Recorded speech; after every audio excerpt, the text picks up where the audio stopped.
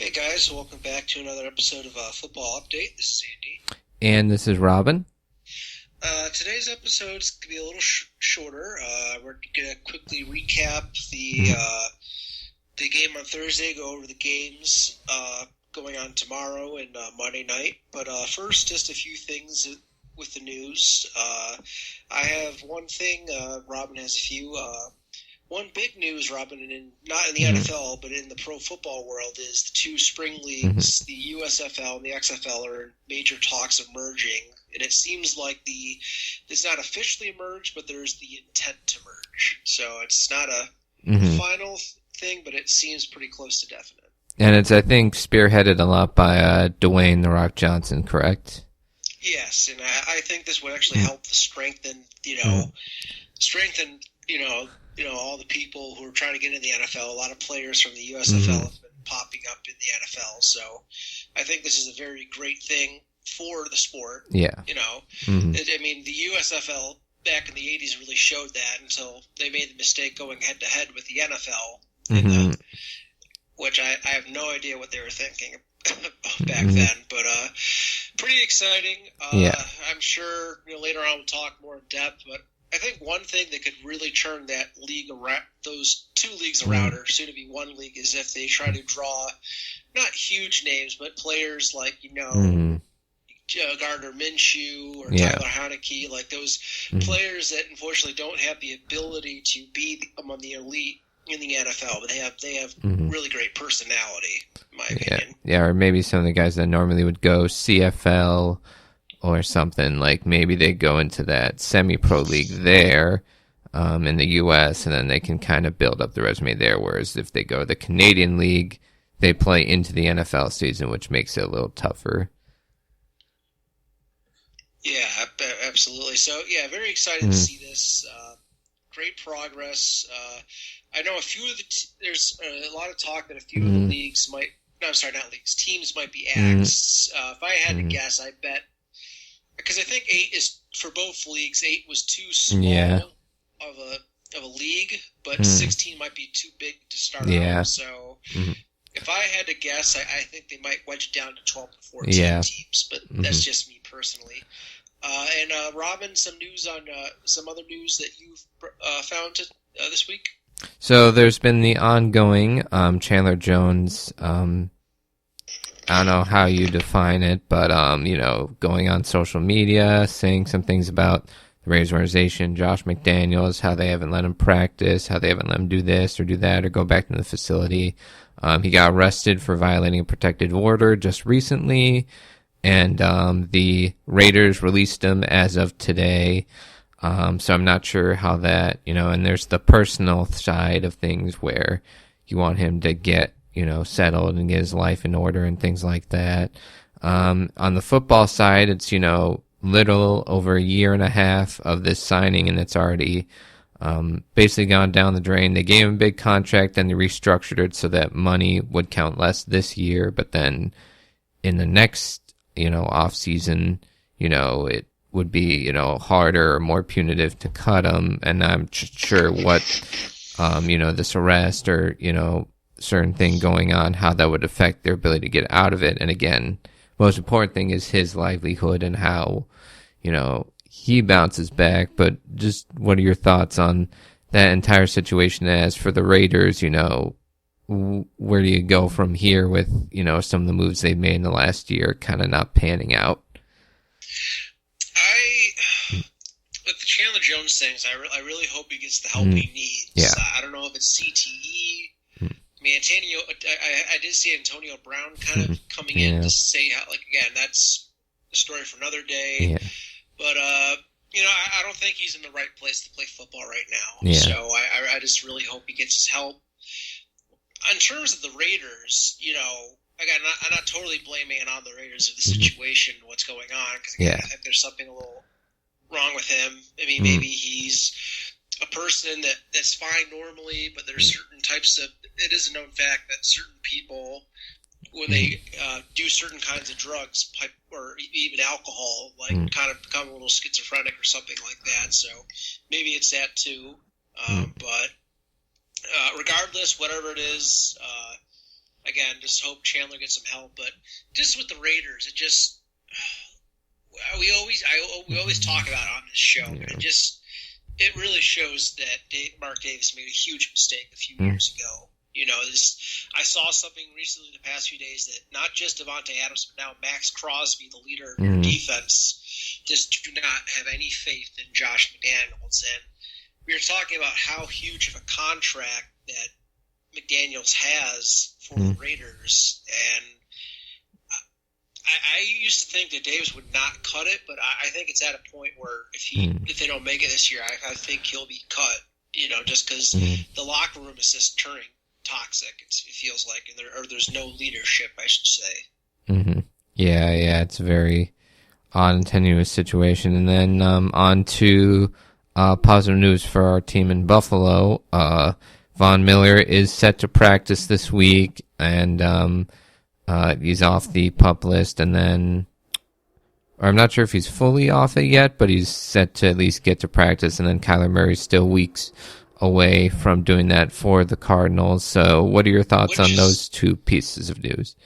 Well, Kyler, I'm amazed it seems like he'll be back to practice in a few weeks, because that what kind of injury was his? Torn ACL, it was ACL? November, yeah. Which usually that takes like a year to come back from, which is, I mean Von Miller's doing it, but so yeah, good for Kyler. I'm just amazed that he's really putting in all this effort. But just pray for him. In terms of Von, the front seven has been phenomenal for the Bills. It'll get even better with Von.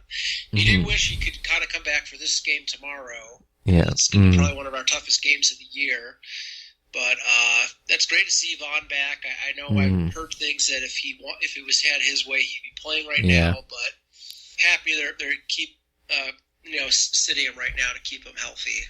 Which, but we're definitely going to talk about the Dolphins and Bills, because even though that's a 1 p.m. game, we're going to definitely save that game to talk about for last, because I think not only will this be the game of the week, this could be the game of the month of September. Yeah. I'm sorry, I should say October. Yeah, it's already October 1st tomorrow. Oh, yeah. And then, but yeah, this could maybe be a game of the year possibility. But again, it is an early season, but really looking forward to talking about that. Thursday night, I think the Lions really showed that they are the cream of the crop of the NFC North. Before you get into your analysis of the game, Robin, I will say Jordan Love was pretty impressive in the last quarter. Try to make something of it. I know it was still far out, but that's you've seen that in the past 2 weeks. So I think they do have the future with him. So that's bright side. But they did lose Bakhtiari to IR, so that's rough. Yeah, it's I think that news just coming down where at first it was if he was going to play, and then they just said, well, first he's going to be placed on IR, which is 3 to 4 weeks, but sounding like, there's a surgery first and then another surgery, and it's ever since, I think it was New Year's Eve 2020 when he had that massive injury, and he's just rarely gone on the field and not looked like the same guy. And when it was, him at his peak a few years ago, he's been a 5-time All-Pro, it was between, it was Trent Williams and then him, and, for him not to be able to get on the field is just, depressing for NFL fans and especially Packer fans. And you wonder going forward what his future is. Is it in Green Bay? They can get out of his contract if need be. Is it in, Jets-wise? There was that rumor over the summer that there could be a thing. Again, it's big contract, so you have to wonder what happens going forward. But as for the game itself, they get the reception off Goff.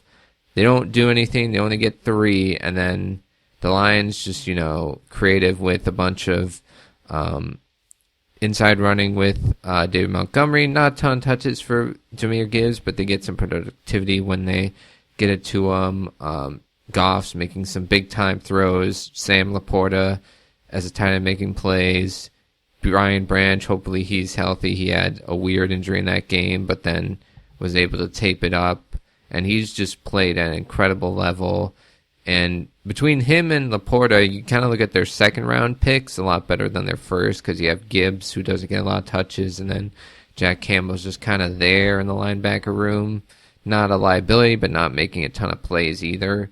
But now they get Jameson Williams off that suspension because they reduced the suspension off the new agreement the NFLPA and the NFL made with the gambling issues. So they've got him coming in pretty soon, and they got a week and a half to prepare for Carolina. And this team's just completely transformed from the team that was 1-6 at one point last year. And you're thinking, this Dan Campbell thing, I love him, but it might not work out. And it's complete 180. And they've gone to they've beaten the Packers 3 straight times. And the last 2 times they've been in Lambeau, they've been the better, more physical football team, which is something you rarely say about the Detroit Lions again and the Green Bay Packers, even when they had players like Matt Stafford and Calvin Johnson. So just an incredible turnaround for them. Can they keep it going is the question. And, are they going to be able to stay healthy enough? Because they've already had Manuel Mosley miss games. Brian Branch was banged up a couple times. C.J. Gardner-Johnson being down. That's huge. And you just love his personality with the ski mask and everything. But if they can continually be healthy and the tougher team, they'll be an 11-12 win team and compete for one of the top seeds in the NFC. Yeah, just very, very happy to see what the Lions are. They're a team that I think could potentially beat any team in the conference, just how they're built. But very fascinating to see.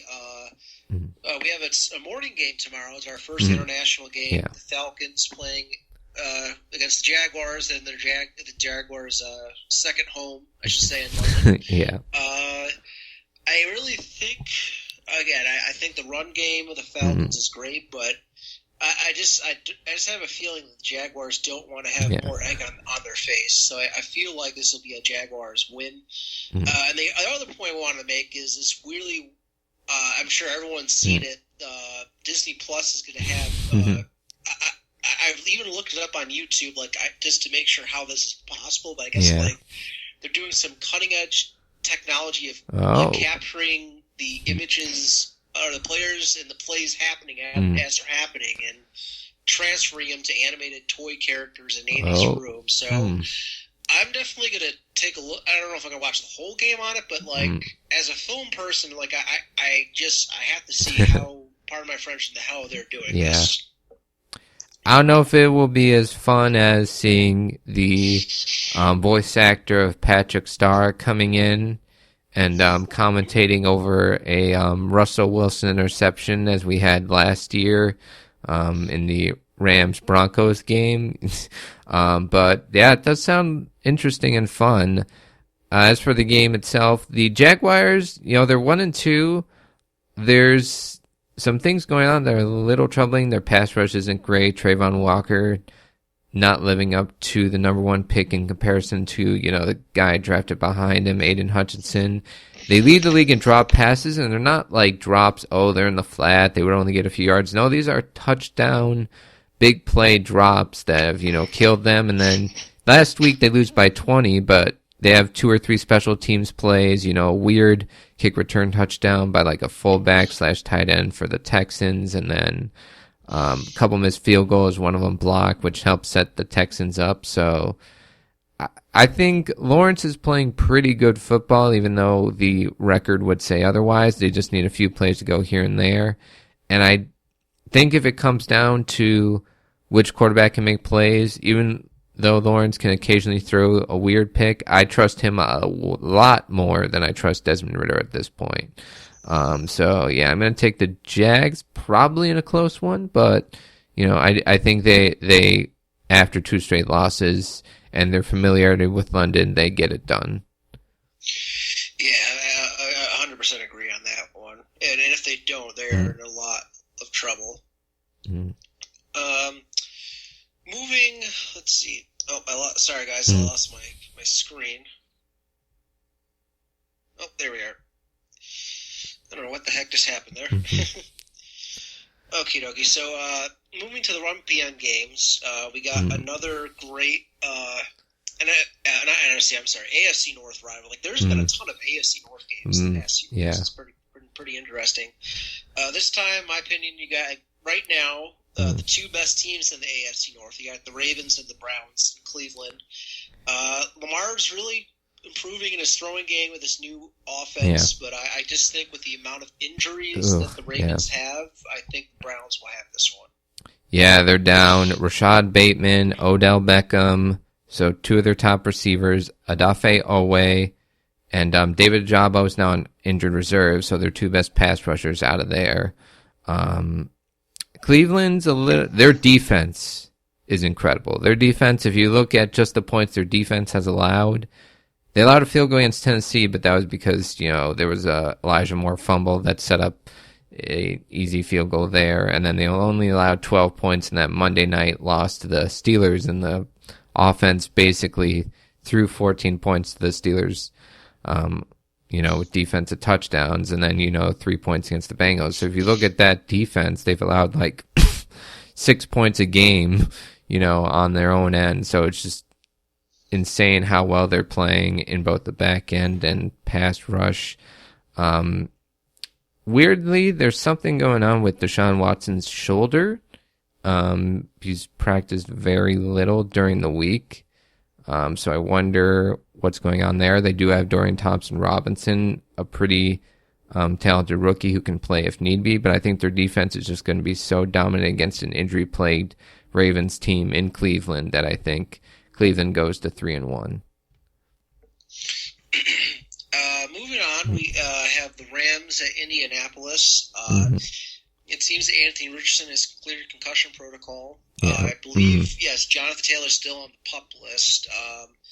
This is going to be an interesting matchup. I could see it going either ways. Like maybe the Rams will show what they were a few weeks ago. But at the same time, the Colts have a pretty decent, surprisingly good defense, and Richardson's been playing pretty impressive. I think he just needs to tone it down a bit, just because I really don't want that kid to get another concussion. But what are your thoughts on this game? I was feeling Colts early in the week because I knew Richardson was coming back. Closer it's gotten, the injury report has gotten worse for the Colts. Bernard Raymond at left tackle has done a pretty great job. He's now out for it. Braden Smith, I think he was doubtful or maybe out. The right tackle, and then one of their guards is out. It's their center Ryan Kelly's out. And those are three important parts to their team. And I think that will hurt them a pretty good amount. And then Richardson having to get back on the field and getting used to things. And I think the Rams, they've played two teams that were, two of the top four teams in the league, very close the last 2 weeks. They missed some very critical red zone opportunities by not just, depending on the run game. So I feel like they'll do enough to win this one and get back to 500. Then we have the Vikings in Carolina against the Panthers. I think this might be the game that the Vikings finally get over the hump. Like they might have a few turnovers. I just think they have more weapons than the Panthers do right now. Yeah, the Panthers are down a few big time defenders: Shaq Thompson, J.C. Horn. Frankie Louvo got banged up, but though he might still be playing. Xavier Woods at safety might be out, and it's now or never for the Vikings to kind of get their season back on track. If you lose here 0-4, it's tough to see them coming back.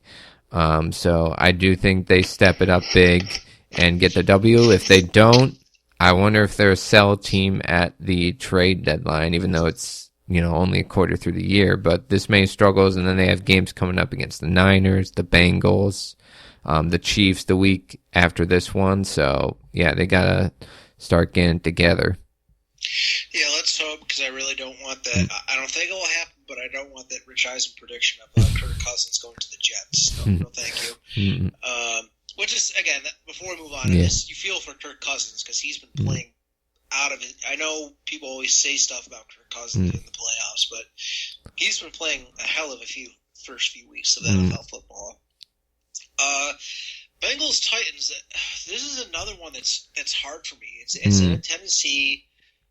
The Bengals are starting to heal a bit. They beat the Rams on Monday Night Football.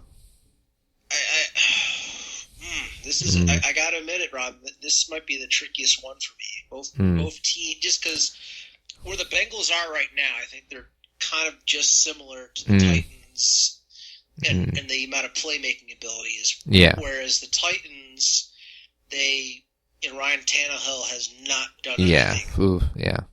Even with DeAndre Hopkins. For the most part, Derrick Henry has done well, with the exception of last week. So I think that all depends on if they. I think the only way the Titans could win this game is if they could get Derrick Henry rolling. Yeah. How do you see this game going down? So it's a rematch of the divisional round from the 2021 season. Yeah, and that was the game where the Titans were the 1 seed, the Bengals were the 4 seed, I think. Yes, and then they got 10 sacks of Burrow. Their defense played pretty great football, and Tannehill threw 3 interceptions, and he's not looked the same ever since. And Titans fans, they're starting to. I've heard from a couple on Twitter. He doesn't play well in this one. He might get the bench, and they might go to Malik Willis or Will Levis because they're just tired of seeing all the struggles. There's been some O-line injuries. Appendectomy for Pierce Garanci and a couple other guys have been banged up on that line, and it just hasn't allowed for the running game to do anything. And then, even with Treylon Burks and DeAndre Hopkins, they haven't quite gotten much in the passing game, as you said, and Treylon Burks is out for this one. So if you're the Bengals, you're like, take away Henry, take away Hopkins. Joe Burrow finally had a full week of practice, so I think he's going to start to get things together a little bit, and that offense will look a little more effective, so I'm going to go Bengals. Yeah, I think I'll go Bengals, but I wouldn't be surprised if the Titans win. Again, I think it's going to be a sloppy game, though. Another division game. This time in the NFC South, you have the Bucs playing in New Orleans against the Saints. I think the Bucs. I'm sorry, not the Bucs. The Saints have the better defense. Yeah. They have a good run game. Then you got by the other side, though, you have Baker and those 2 great receivers in Godwin Evans. The only reason why I think I'm going to give it to the Buccaneers is just because Derek Carr is out, and I really don't trust Jameis Winston, I should say. I'm sorry. They did say he's questionable, so there's maybe a chance that he plays. It's possible, it's very possible that they play it safe and don't. I just look at the fact that whenever Marshawn Lattimore and Mike Evans play, Marshawn Lattimore has the upper hand and can get Mike Williams to say or throw something that, gets him in trouble. So I'm going to go with the Saints because that defense, it had kind of the breakdowns against Green Bay, but it's pretty spectacular when it's rolling, and I think they, step it up in the Superdome, get a close win, and, stay atop the NFC South. I think we both agree, though. It is going to be it's going to be a very close game. Yeah. Next, honestly, we have the 2, in my opinion, the 2 worst teams in the NFL. I think the Bears can get. Yeah, the Bears got their overall pick. The Broncos, they're still giving picks. Like if they get the overall first pick hypothetically this year, are they still giving stuff to the Seahawks? Or no. So hypothetically, if the Broncos lose all the way, they could get okay. So I guess that means it is definitely a tank bowl now. The one thing I feel it's weird that the Broncos did not 360, did a 180 last year. It was the offense that was horrendous, the defense that was elite. Now I'm not saying their offense is elite this year, but Russell Wilson has been putting up a decent amount of yards. Yeah. Like he got 300 yards in the in the Dolphins game, and I think there was a few touchdowns called back, if I remember as well. So I think I'm going to give it to the Broncos just because Russell has a little more experience than oh my God, excuse me, guys. My head's all over the place today. Justin Fields. There we go. Yeah. Justin Fields. But, yeah, just not a good situation for either team. Yeah. What are your I guess your thoughts on it? So it is, for all intents and purposes, kind of the Caleb Williams Bowl, but I think the Broncos have a lot more at stake, and I think both teams come off embarrassed, but I feel better about a Sean Payton coach team coming off an embarrassment than whatever you call them, that Eberflus team, because, there's so many players that seem to have an issue in Chicago with the, Luke Getsy coached, the culture and the Luke Getsy coached offense. The Bootleg Football podcast talked this week about some things with the, Getsy, at the Senior Bowl, turning people off and people not liking what happened there. And then Ryan Poles, not in love with some of the stuff with the Getsy offense. And then, Chase Claypool. And again, Chase Claypool, he was one of my favorite guys in Notre Dame. That rookie year with the Steelers, he looked like a stud. And ever since then, he doesn't try in the block game. He doesn't do well in contested catches. I've done a complete 180 on him. But he was talking about he isn't used well, and he may be telling the truth, but I don't love hearing it from Claypool. And I think Fields didn't try and throw Getsy on the bus. He was kind of saying, yeah, let me be me. And I think to some extent that's true.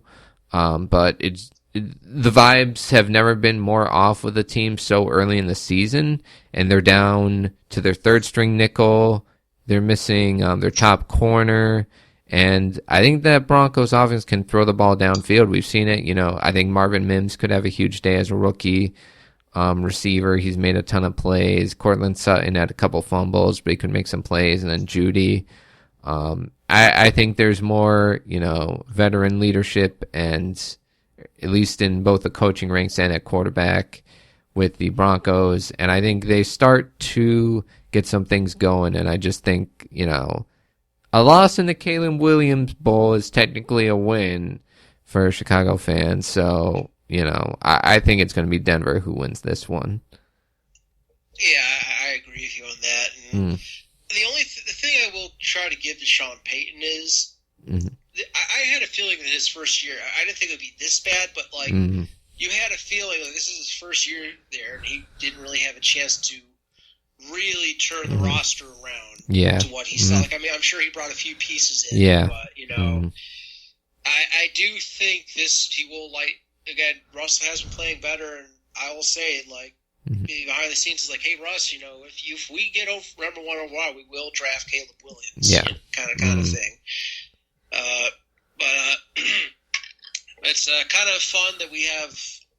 I mean, not fun for Broncos and Bears fans, but kind of fun that there's already a tank bowl this early in the season. Another division game, one I'm actually very excited for, Commanders and Eagles. The Commanders have that great defense.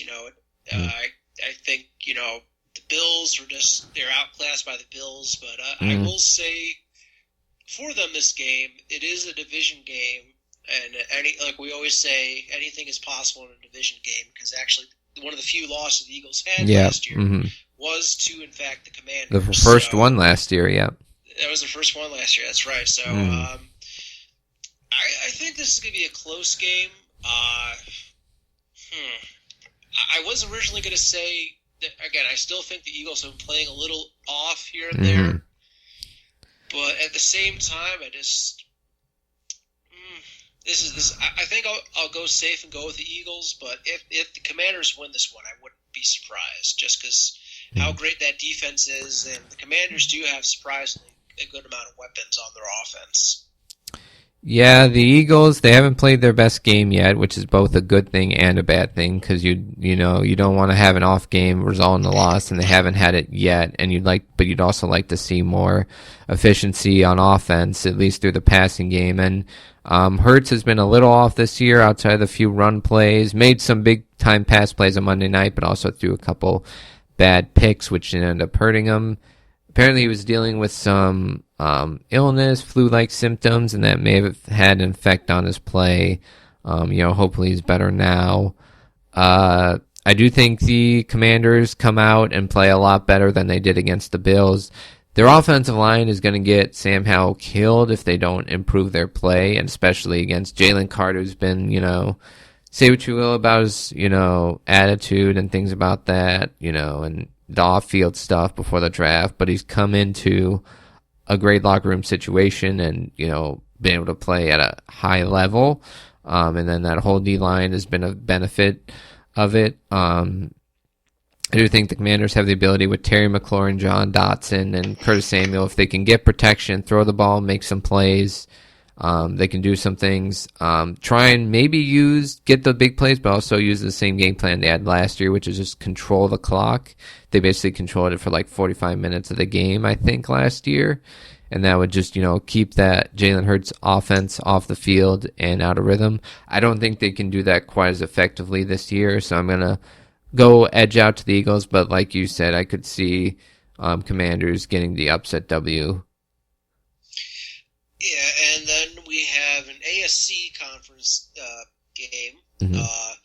The last 1 p.m. game, of course, other than the Dolphins and Bills, who were saved for last.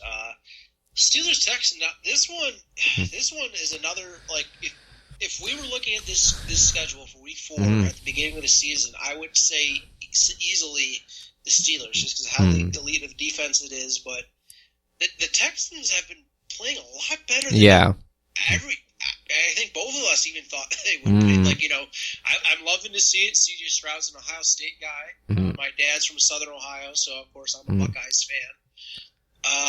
They have, I think right now, have a better offensive plan than the Steelers, just because of Matt Canada. That being said, I don't know what happened to Matt Canada last Sunday, but he actually put up a good game plan against the Raiders. But yes, but I don't think that's going to last. But this week has a lot of tricky matchups because I can really see it both going either way. Because I still think the Steelers D is going to be elite. You know what? I think I'm going to give it to the Steelers just because the one weakness I do know of the Texans is their offensive line. Yeah. I have been hearing. And again, I think they'll put up a few points, but against that defensive line and TJ Watt, I think I'm going to give it to the Steelers here. But I wouldn't be surprised if the Texans win it either. So the Texans, I think they built up a good offensive line during the offseason, but just a ton of injuries. I think they're down to their third string at both tackle spots. Laramie Tunsil out, and then Josh Jones out at left tackle. Titus Howard still out at right tackle. And I think their center's still on IR. One of their guards is still on IR. So 4 of their 5 starters aren't there, and they got at least 1, if not 2, third stringers. And against T.J. Watt and Alex Highsmith, that's not great, even without Cameron Hayward. C.J. Stroud, Brett Coleman on the Bootleg podcast basically says he's playing like one of the better quarterbacks in the league, which is crazy to say about a rookie with a 1-2 start, but he's putting up over 300 yards a game. He looks great in the pocket when he has time and everything else. Tank Dell, Nico Collins, a really good young receiver duo so far. And even though I'm not in love with the Matt Canada offense, I do think their defense will hold Houston a pretty good amount, and they'll make just enough plays to win. But like you, again, on this one, I can see if Stroud plays incredible ball again, they could win it, and then all of a sudden they look like a team that could surprise some people. So I'll go Steelers to go 3-1, an ugly 3-1. Yeah, agreed. Going to the 4 o'clock games, you have Raiders Chargers. It does look like Austin Eckler is doubtful. Yep. But I think just both coaches are horrendous. But I think that the Chargers will get it just because they have Justin Herbert. He's been putting up ridiculous numbers, and I actually trust Kellen Moore a little bit more than Josh McDaniels. But plus that whole we were talking, like the defense is just a disaster right now in Oakland. Yeah. What are your thoughts? Vegas, but I get that confused too. But ton of injuries on both sides. Torn ACL for Mike Williams. That's rough. They did draft Quinn Johnson with a first rounder, so he'll get some more playing time along with Josh Palmer. Keenan Allen's playing at an incredible level, so I think that part of the offense will be great. Austin Eckler, doubtful, probably not playing. Likely no Derwin James. They officially said Joey Bosa's out, so, a ton of injuries there. The Raiders have their share of them. Garoppolo is still in concussion protocol, but he still might play on Sunday. Questionable. Again, I just kind of feel, even though it's not really much of a home game from the Chargers, I guess it's better than a road game. It'll feel very neutral site just because of, the Vegas fans invading kind of in a spot where, for whatever reason, the Chargers just never have much of a home field advantage. I think the Chargers kind of edge them out a little bit, and if they lose this one, even with all the injuries, you really don't want to start 1-3 with the couple games against the Chiefs, the Cowboys on Monday night, I think soon after their bye week in week 5. So, yeah, I think I'm going to give the Chargers a slight edge. Both teams banged up. I'm not sure how much of a pass rush the Raiders will have with Chandler Jones, obviously being cut, and then both Malcolm Kuntz and Max Crosby being hurt, so who knows who plays there, and then just Devontae Adams, how he's going to handle if a few passes don't go the way he's expecting. And the one thing I did want to mention before we move on from these games is I think they're both being coached by the two worst coaches in the NFL right now. That's just my personal opinion, because just briefly going back to next week, what was that play that Brandon Stanley? There was an atrocious play that, the fullback dive at his own 24. Yes. Oh my gosh! And he was even defending it. It's just you hate that someone loses their job. The family. Yeah. I just have a feeling I don't think he'll last after this season. Just the thing that happened last year with the playoff. Yeah. With the playoff loss. Just getting destroyed. You almost beat. We're going to talk about it more when we talk about the Dolphins Bills. But you almost beat the Dolphins. You're supposed to be a defensive minded guy. I can't remember. Does he do his play calling? I can't remember if he does. I don't think he does the defensive play calling, but, I would think he'd have a strong influence as a guy that coordinated the number one defenses last year with the Rams. So, but right. yeah, he's it's just. I'm sorry to cut you off. It's frustrating to see. It's Phillip Rivers 2.0. You wish. For both of these teams, they get coaches that could actually have them be good enough to actually give the Chiefs some trouble, because they have the players to do it. And then on the other side, we have McDaniels, which that's a whole entire episode worth of stuff to talk about. Yeah. Moving to the Cardinals 49ers game at San Francisco. What I want to say first is I'm clapping to the Cardinals right now. You guys. Everyone writ you off as the worst team. Us included, yeah. Us included. And they've been playing their hearts out. The first few losses, you know what? They've been playing a darn good amount of games, and they shocked the world last week. Yeah. I know they lost Trayvon Diggs, but just and again, this is any given Sunday, but it just you're just shocked at how they were able to do that. But this week, Cardinals, I love you. That you guys have been playing your hearts out, which I always love. I can't see them being the fully armed and operational 49ers team. Yeah, I think Debo is questionable, but I think he's probably going to play. So, yeah, I think the 49ers, they had a week and a half to prepare for this one. They're going to look at the other teams like the Giants falling behind and the Cowboys losing and be like, we're not going to let that happen to us. So I think they kind of take it to the Cinderella Cardinals, who Josh Dobbs has been solid. That defense has played really well with a bunch of no-names on it outside of, even Budda Baker's been banged up and not playing. So, but I think they don't have the horses to keep up, and I do think Kyle Shanahan is kind of on a tear right now, so I'm going to go with the Niners. You got the Patriots at home at Cowboys. I was going to initially give it to the part of me feels like the Cowboys are going to kind of have a comeback to form game at home. At the same time, Belichick's defense has been phenomenal. And I'm not trying to take anything away from the Miami Dolphins offense. Not at all. What they did last week was beyond impressive. But people are kind of forgetting the week before that, they were held to 24 points by Belichick. And so I think the Pats could come up with a good game plan in Dallas. And let's not forget, there's the revenge game factor with Zeke, which is going to be interesting to watch. So, I initially was going to write this game off as a Cowboys win, but I think it's going to be close. But this is a tough one for me. Okay, I might go crazy. I think I'm going back and forth on this one, Robin. Well, what are your thoughts, though, first? Maybe you can help me make a decision. Very controversial week for one Mac Jones. He had a couple pretty good games to start early this year, and then he had another, dirty play with, the cup shot to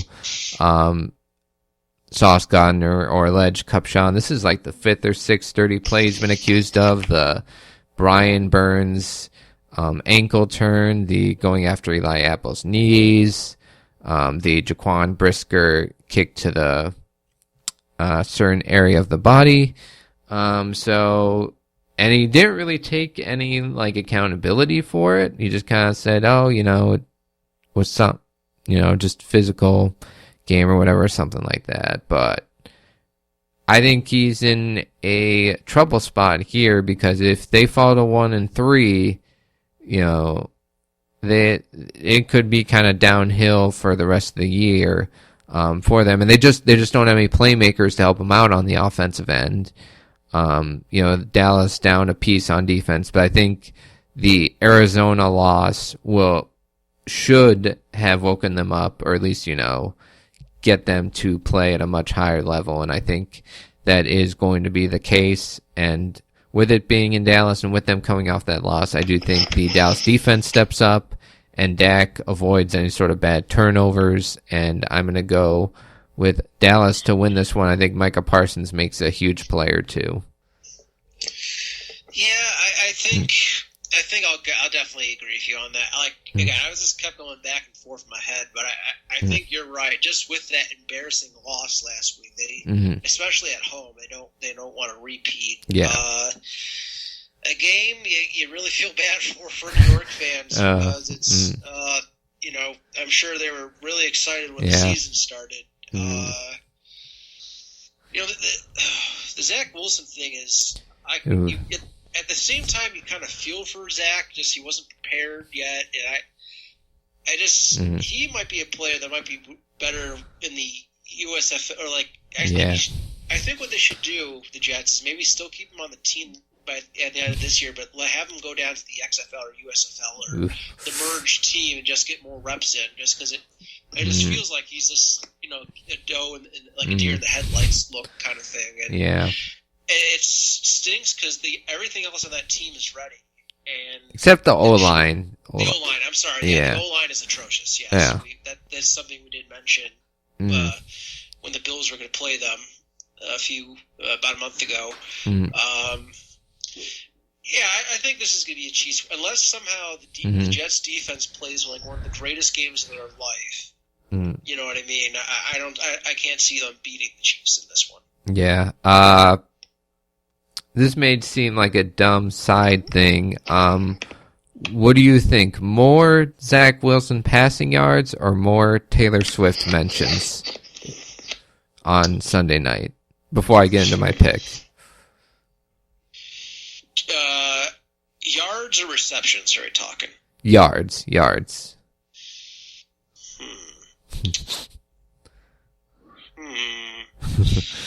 Okay, what has his yards been like for the past few weeks? Cause that's a tough one. Yeah, because let's see. Zach Wilson passing yards. I feel like completions is probably too easy. So he has 467 passing yards on the season, and that's through 3 games. That's bad. Well, I think I'll go a slightly more yards just because I think he'll at least get close to 100 yards maybe. So, I mean, I really hope to God they do not mention Taylor Swift 100 times because also back to the Bears, that game was bad. They could have used great marketing for that game with Taylor Swift, but that game was so embarrassing.